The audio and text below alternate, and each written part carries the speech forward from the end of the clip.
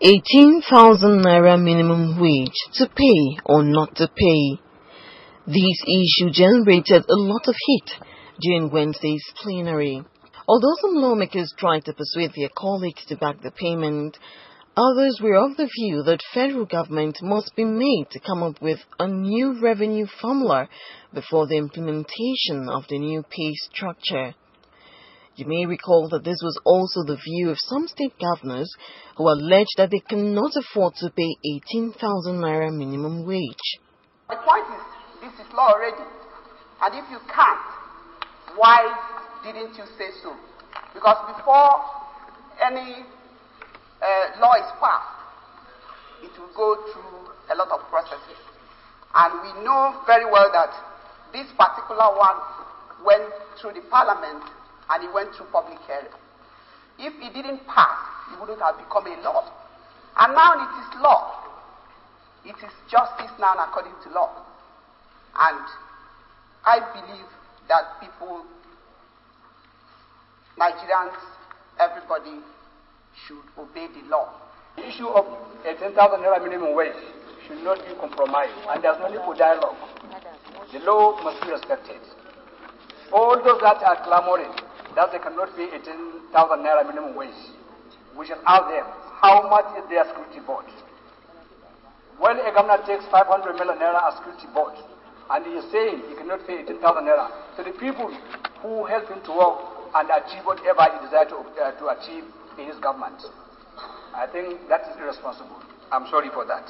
This issue of salary is not a privilege, it is a right. And this House has already decided on the minimum wage of 18,000 naira. If at that time I were here, I would have increased it to 25, not even to 18,000 naira, Mr. Speaker. The House has already decided. This matter, I think we should just move up and decide on the other issue, and not this salary of a thing again. No governor, no state governor in this state will not pay this salary. Let us force them to pay this salary. Let us force them. It is true. We have to force these people to pay this salary because it is their right.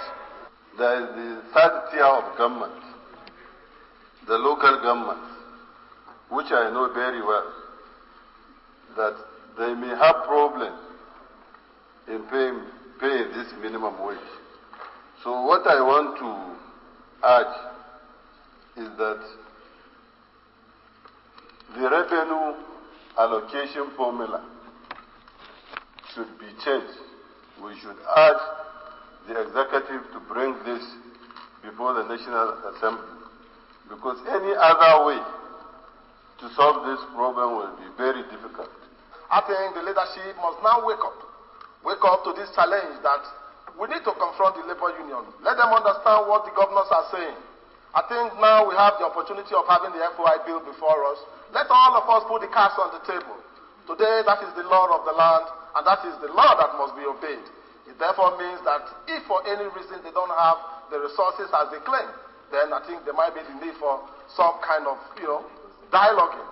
Lawmakers also refused to condemn the proposed removal of fuel subsidy, leaving it as an open option for the government in a move some members criticized as capable of arousing further unrest. The House rose from plenary with the resolve to urge the executive arm of government to institute a new revenue sharing formula in favor of state and local government areas before the payment of the new minimum wage.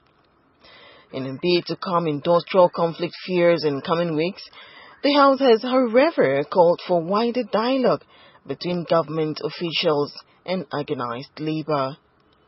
Rachel Wa for ITI.